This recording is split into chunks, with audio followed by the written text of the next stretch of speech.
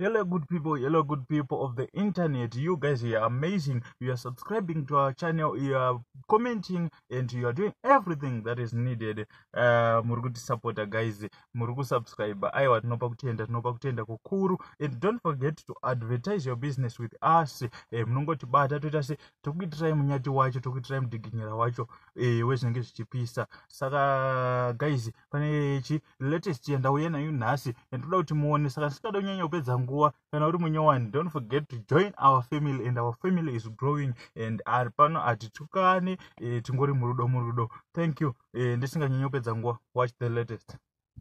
I think inini Jesu haasi munhu wekutedzera pane zvimwe zvezvinhu zvaakaita ari panapa panyika zvavangofanana nekufamba pamusoro pemvura kana kuchinja mvura kuita waini. Imwe minana yaakaita chaiyo yanga iri yekuti ndiJesu, munhu achazonamatwa. Saka iwo semunhu ukada kuzozviteedzerawo zvako akataura kuti pasina maboundaries, but hey, zvinenge zvakaoma, plus anga asiri mutadzi munhu yoyo, anga asingatadzi.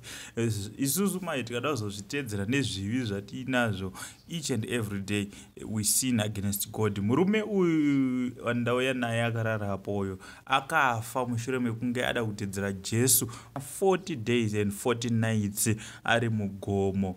Akazongoonekwa akarara murariro wakadai. So kuri kutoita se kupesana kwenyama nemweya. Saka tell us what do you think in the comment section below.